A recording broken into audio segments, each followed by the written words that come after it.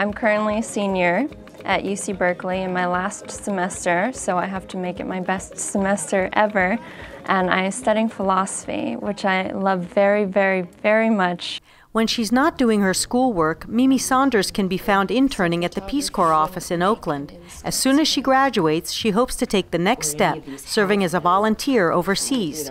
I feel like it's my duty, almost my moral obligation, to understand different cultures that are not my own. The feeling of duty has always been the lifeblood of the Peace Corps, which marks its 50th anniversary in 2011.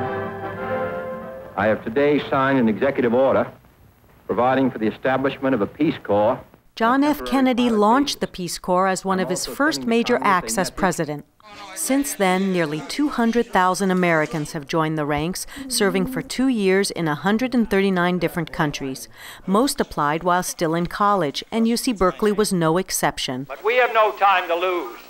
Kennedy's 1962 speech at Memorial Stadium inspired many to answer his call to service, helping give the university a singular distinction in Peace Corps history. UC Berkeley has had more graduates serve in the Peace Corps than any other university in the country. More than 3,400 graduates have volunteered in more than 120 countries, doing everything from teaching and farming to helping prevent AIDS and restoring the environment. One of the earliest volunteers, Kathleen Vitale, a Berkeley art history major in 1962, was in the audience the day President Kennedy spoke. I was more a traveler before that. After Kennedy challenged us, it was more what could we do to make a better world, not how many places could you see? The Peace Corps assigned Kathleen and her husband Paul, a Berkeley graduate and city planner, to Ecuador. Kathleen taught art history. Paul trained people how to build their own housing. That led to 30 years of public service for the U.S. Agency for International Development. The Vitales raised 3 children, 2 of whom they adopted in Ecuador, and they've established a nonprofit film company called Endangered Threads, documenting the craft of Mayan weaving. We learned a lot. We learned a language, we learned a history, we learned how other people view the United States, which was very eye-opening. Not everybody loves us. Well, but some of the people do. We went back 10 years later with our children to the self-help housing project. And I got out of a car, and from a block down, I heard the scream, "Señora Catalina, you came back," in Spanish. And these little kids, no longer little kids, they were teenagers, they came running and surrounded us and dragged us into their homes to show us how they had improved and gone up 3 levels in their houses, and they had sewer, lights, electricity, schools in the neighborhood, all the things that we had helped them try to figure out how to demand from their government. That kind of political action had been something foreign to Peter Ross before he came to Berkeley from MIT in 1961. I think at MIT I never even read a newspaper.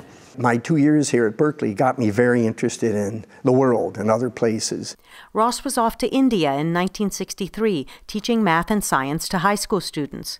He encouraged students to ask questions, established an after-school study center, and learned to improvise when filling in for absent teachers. Not a single student could find where the capital New Delhi was.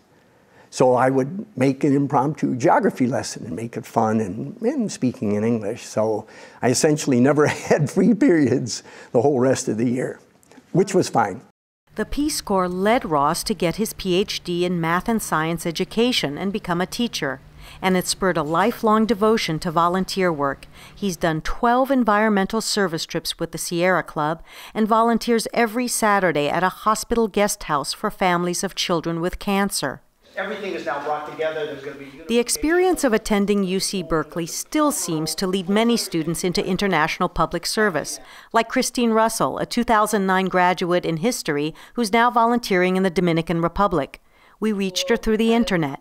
Berkeley is so diverse, and all of the students are so educated in current events and interested in what's going on in the world. So I think just that atmosphere really shaped my college experience and the way that I ended up doing Peace Corps. Russell helps local residents prevent cholera, create household budgets, and she also helps companies develop business plans. She says the work has got her thinking about international development as a career. This is the first job I've ever had where every single day I get to help people have their dreams. Sue Gershenson, Berkeley class of '68, recruits volunteers for the Peace Corps. What strikes me about Cal students is that they have almost a lifetime of social engagement, both before even their university experience and certainly in terms of extracurricular activities and academically. It wasn't until she was 53 years old after a career in law that Gershenson decided to join the Peace Corps. She worked in Nepal, and one of her jobs was helping a female-run law firm conduct a study on human trafficking. She says the intensive 3-month training and the 2-year commitment is not for everyone. I say to people that Peace Corps isn't everybody's cup of yak milk, you know.